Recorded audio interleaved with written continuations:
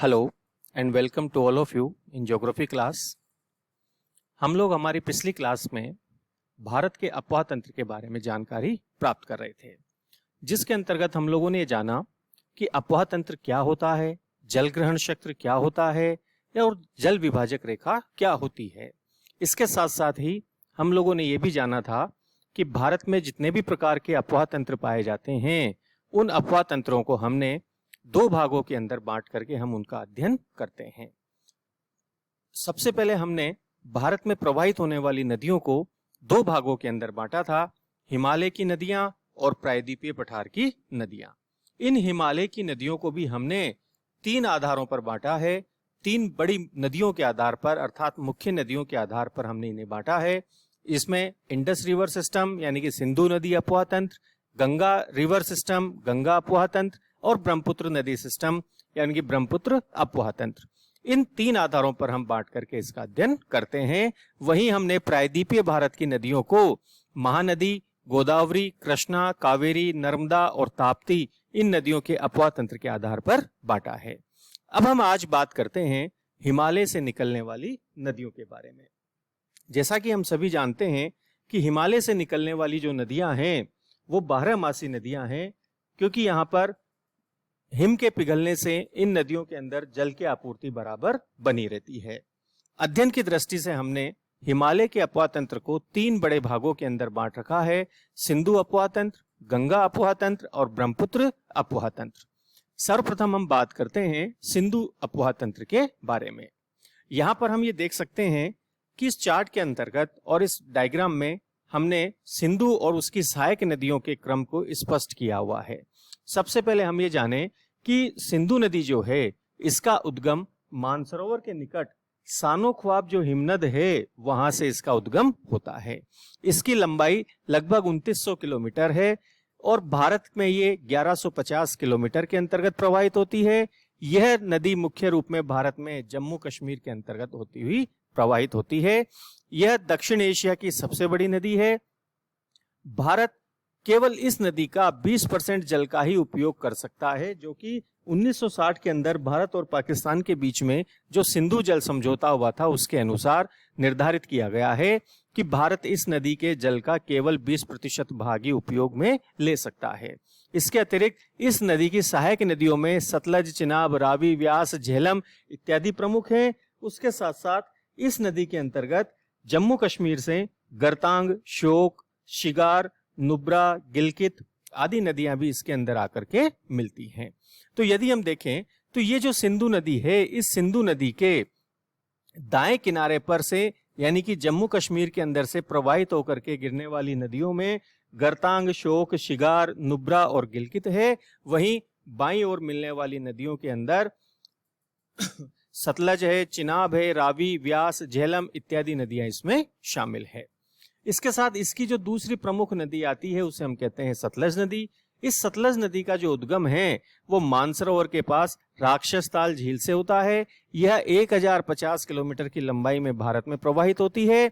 इसे हम संस्कृत भाषा के अंदर सतुद्रु के नाम से जाना जाता है और यह सिंधु की सबसे बड़ी सहायक नदी है और इस नदी पर भाखड़ा नांगल बांध बना हुआ है जो कि पंजाब के अंदर स्थित है। इसी क्रम की तीसरी मुख्य नदी आती है वो है झेलम। इसका उद्गम शेषनाग झील यानी कि वेरीनाग से होता है। इसकी कुल लंबाई 724 किलोमीटर है, जिसमें से ये 400 किलोमीटर भारत में प्रवाहित होती है। इसका प्रमुख अपवाहित क्षेत्र जम्मू कश्मीर है और इस नदी को संस्कृत के अंदर वितस्ता कहा जाता है। ये नदी चिनाब की सहायक नदी है क्योंकि ये नदी चिनाब में आकर के मिलती है। इस नदी में शिकारे और बजरे अधिक चलाए जाते हैं, अर्थात हाउस बोट्स के नाम से जाने जाने वाले कश्मीर के अंदर ये जो प्रमुख आवास के रूप में कहें या होटल्स के रूप में कहें, ये अधिक चलाए जाते हैं इस नदी के ऊपर। यह कश्मीर की प्रमुख नदी है। इसी क्रम की अन्य नदी के अंदर आती है चिनाब नदी, जिसका उद्गम लाहौल के अंदर बड़ा लापचा दर्रे से होता है। इसकी कुल लंबाई 1180 किलोमीटर है। यह हिमाचल, जम्मू कश्मीर और पंजाब राज्यों से होती हुई प्रवाहित होती है और हिमाचल में इस नदी को चंद्रभागा कहते हैं। संस्कृत में इस नदी का नाम अस्किनी रखा गया था और सतलज की सहायक नदी के रूप में इसे जाना जाता है, अर्थात ये नदी सतलज में मिल जाती है। रावी नदी जो है इसका उद्गम रोहतांग दर्रे के निकट से होता है। इसकी कुल लंबाई 725 किलोमीटर है। यह हिमाचल और पंजाब में होती हुई प्रवाहित होती है। यह इस पंजाब की सबसे छोटी नदी है अपवाह क्षेत्र के आधार पर और चिनाब की सहायक नदी है और इस नदी के सहारे भी भारत पाकिस्तान की सीमा का निर्धारण भी हुआ है। इसी क्रम की अगली नदी आती है वो है व्यास। इस नदी का उद्गम रोहतांग दर्रे के निकट व्यास कुंड से हुआ है। इसकी कुल लंबाई 470 किलोमीटर है। यह हिमाचल और पंजाब के अंतर्गत प्रवाहित होती है। यह सतलज की सहायक नदी है। इसे संस्कृत के अंदर विपाशा के नाम से जाना जाता है। यहां हम इस मानचित्र के अंदर ये सिंधु नदी को हम देख सकते हैं। इस सिंधु नदी के साथ साथ ये झेलम नदी है। झेलम के बाद में चिनाब के साथ ये रावी, ये व्यास और फिर इसके साथ साथ ये सतलुज नदी है। इस प्रकार ये सभी नदियां आपस में मिलती हुई अंत में सिंधु नदी से मिलती हुई ये अरब सागर की ओर प्रवाहित हो जाती है। हम यदि देखना इसी सिंधु नदी तंत्र को ही और अधिक स्पष्ट समझने के लिए ये एक और डायग्राम हमने यहाँ पर बनाया है कि जिसमें सिंधु नदी का जो उद्गम है ये उद्गम तो मानसरोवर झील से हम बता रहे हैं यहाँ पर, और इस मानसरोवर झील से प्रवाहित होती हुई ये नदी जो है 709 किलोमीटर की लंबाई में भारत में प्रवाहित होती है और इसकी कुल लंबाई जो है वो 2880 यानी कि लगभग 2900 किलोमीटर के बराबर है और ये अरब सागर के अंदर प्रवाहित होती है। इसी के अंदर मिलने वाली दूसरी नदी जो आती है उसे हम कहते हैं झेलम। झेलम का उद्गम वेरीनाग से है और सिंधु और झेलम के बीच के भाग को सिंध सागर दोआब के नाम से जाना जाता है। इसके बाद दूसरी नदी जो आती है उसे हम कहते हैं चिनाब। चिनाब नदी जो है वो बड़ा लापचा दर्रे से निकलती है और झेलम और चिनाब के बीच में जो दोआब स्थित है उसका नाम है चाज दोआब। इसी प्रकार से रावी और चिनाब नदी के बीच में जो दोआब आता है उसे हम कहते हैं रचना दोआब के नाम से और इस रावी नदी का उद्गम रोहतांग दर्रे से होता हुआ जाता है और ये मुल्तान के निकट चिनाब नदी के अंदर आकर के मिल जाती है। इसी प्रकार से व्यास कुंड से व्यास नदी का उद्गम होता है और रावी और व्यास के बीच में स्थित इस दोआब को हम बारी दोआब के नाम से जानते हैं। इसी प्रकार से व्यास और सतलज नदी जो आपस में मिल जाती हैं ये हरिके बैराज में आपस में मिलती हैं और व्यास और सतलज के बीच के भाग को हम बिस्त दोआब के नाम से जानते हैं। तो ये जो है दोआब ये पंजाब के प्रमुख दोआब के रूप में जाने जाते हैं, चाहे वो सिंध सागर हो, चाज हो, रचना हो, बारी हो या बिस्त हो। हमें यहाँ पर ये ध्यान रखना होगा कि ये दोआब किन किन नदियों के बीच में स्थित हैं। इसी के साथ हम ये भी देख रहे हैं कि ये जो सतलज नदी है ये सतलज नदी इस सिंधु नदी की सबसे प्रमुख सहायक नदी के रूप में जानी जाती है जो कि पाकिस्तान में मेथानकोट के अंदर इस सिंधु नदी से मिल जाती है। 1450 किलोमीटर की इसकी कुल लंबाई है और ये भारत में 1050 किलोमीटर की लंबाई में होती हुई प्रवाहित होती है।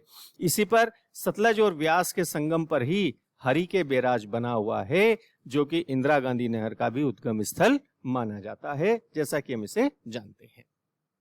इसके बाद दूसरा जो प्रमुख क्रम आता है उस क्रम को हम कहते हैं गंगा अपवाह क्रम। ये जो गंगा अपवाह क्रम है ये भारत का सर्वाधिक महत्वपूर्ण अपवाह क्रम है। इस गंगा के अपवाह क्रम से संबंधित सभी तथ्य हमने यहाँ पर दर्शाए हुए हैं, जिसमें हमें सबसे पहले तो ये जानकारी लेनी है कि गंगा का उद्गम कहाँ से होता है और किन किन नदियों के संगम से इसका जो प्रवाह है वो आगे की ओर बढ़ता है। जैसा कि हम जानते हैं कि गंगोत्री जो ग्लेशियर है उस ग्लेशियर से भागीरथी का उद्गम होता है और इसी प्रकार उत्तराखंड के अंदर ही अलकनंदा नदी का जो उद्गम होता है ये दोनों जब भागीरथी और अलकनंदा दोनों देवप्रयाग में आकर के मिलती हैं तब इसका नाम गंगा होता है। उसके पहले इसे हम गंगा के नाम से नहीं जानते हैं। उसके पहले हम इसे एक शाखा तो इसकी भागीरथी कहलाती है और एक शाखा इसकी अलकनंदा कहलाती है। वहीं हमें यह भी ध्यान रखें कि उत्तराखंड के अंदर ही जो 5 प्रयाग स्थित हैं उनमें से एक तो है देवप्रयाग जहां पर भागीरथी और अलकनंदा आपस में मिलती हैं और अन्य जो प्रयाग हैं जिसमें एक है विष्णु प्रयाग जहां पर धौली गंगा और अलकनंदा का संगम होता है। नेक्स्ट है कर्ण प्रयाग जहां पर पिंडार और अलकनंदा का संगम होता है। अगला है नंदप्रयाग, जहां पर नंदाकिनी और अलकनंदा का संगम होता है। फिर आता है रुद्रप्रयाग, जहां पर मंदाकिनी और अलकनंदा का संगम होता है। तो अलकनंदा के अंदर धौलीगंगा, पिंडार, नंदाकिनी, मंदाकिनी इन नदियों का जल शामिल होता है। उसके बाद जब अलकनंदा और भागीरथी आपस में देवप्रयाग के निकट मिलती है, तब इसका नाम गंगा के रूप में जाना जाता है। गंगा यहाँ पर ऋषिकेश के निकट आकर के ही, हरिद्वार के निकट जो ऋषिकेश है, यहाँ पर आकर के प्रवाहित होती है और हरिद्वार से ही ये गंगा हिमालय को पार करके मैदानी भाग के अंदर प्रवेश करती है। यानी कि यहाँ तक ये जितना भी भाग हमें दिखाई दे रहा है, ये उत्तराखंड राज्य के अंदर स्थित है। इसी प्रकार फिर हरिद्वार से ये विभिन्न जिलों से होती हुई उत्तर प्रदेश, बिहार और पश्चिम बंगाल के विभिन्न जिलों से होती हुई अंत में ये बंगाल के खाड़ी के अंदर गिर जाती है। इसके अंतर्गत हम देखें तो इसकी प्रमुख सहायक नदियों में यमुना सहायक नदी है, जो कि यमुनोत्री हिमनद से निकलती है। उसके अतिरिक्त सोन नदी हो या फिर और भी अन्य जो नदियां हैं, चाहे वो रामगंगा नदी हो या फिर हम कहें कि गोमती नदी हो या पूर्णा नदी हो या घाघरा नदी हो या गंडक नदी हो या बूढ़ी गंडक हो या कोसी हो, ये सभी नदियां इस बिहार में आकर के इस गंगा के अंतर्गत मिलती है। यहाँ पर हम ध्यान रखें कि ये जो है पुंजुन और घाघरा, गंडक, बूढ़ी गंडक और कोसी, इन सभी नदियों का जो उद्गम है वो नेपाल में है और ये बिहार में से प्रवाहित होती हुई आती है और ये गंगा के अंदर आकर के मिल जाती हैं। तो इस प्रकार से हम ये देख रहे हैं कि गंगा नदी जो है वो विभिन्न प्रकार से बहती हुई आती है और इस गंगा नदी का क्रम जो है ये उत्तरी भारत का सबसे महत्वपूर्ण क्रम के अंतर्गत जाना जाता है। जैसा कि हम ये भी जानते हैं कि इलाहाबाद के अंदर आकर के, जिसे कि हम वर्तमान में प्रयागराज के नाम से जानते हैं, यहाँ पर यमुना और गंगा इन दोनों नदियों का संगम होता है। इसी प्रकार फरक्का के यहाँ पर आकर के पश्चिम बंगाल में गंगा की एक और शाखा हो जाती है, जिसे हम हुगली कहते हैं, और एक शाखा इसकी पद्मा के नाम से जानी जाती है, जो कि ब्रह्मपुत्र की एक शाखा जमुना के से आकर के मिलती है और फिर ये जाकर के बंगाल की खाड़ी के अंदर समा जाती हैं। तो इस प्रकार से हम ये देखें कि हमें इस गंगा नदी की जो क्रम है, इस क्रम के अंतर्गत हमें विभिन्न प्रकार की नदियों को यहाँ पर दिखाई देता है, जिसे कि हमने यहाँ पर इस चार्ट के द्वारा भी स्पष्ट किया गया है कि गंगा नदी जो है वो 2071 किलोमीटर की लंबाई में भारत में प्रवाहित होती है। उत्तराखंड, उत्तर प्रदेश, बिहार और पश्चिम बंगाल राज्यों में से इसका प्रवाह होता है। यमुना इसकी सहायक नदी है, जिसका उद्गम यमुनोत्री से होता है और इसकी लंबाई 1384 किलोमीटर है और ये उत्तराखंड और उत्तर प्रदेश से होती हुई प्रवाहित होती है। इसे हम याजू नदी के रूप में भी जानते हैं। इसी प्रकार चंबल है, बेतवा है, रामगंगा है, शारदा है, घाघरा है, गंडक है, कोसी है, सोन है, ये सभी गंगा की सहायक नदियां हैं, जो कि अलग अलग राज्यों से होती हुई प्रवाहित होती है विभिन्न लंबाइयों में, और जिनकी विशेषताएं हमने यहाँ पर एक कॉलम के अंतर्गत स्पष्ट की हुई है। तो हम इस बात को अच्छी तरह से जान सकते हैं कि ये जो भारत का अपवा तंत्र है, उसमें सिंधु, गंगा और ब्रह्मपुत्र ये अपवा तंत्र मुख्य रूप में जाने जाते हैं। इसी के बाद हम बात करेंगे आगे की ओर, जिस पर हम अगली क्लास के अंदर चर्चा करेंगे, हम प्रायद्वीपीय भारत के अपवा तंत्र पर। Thank you very much.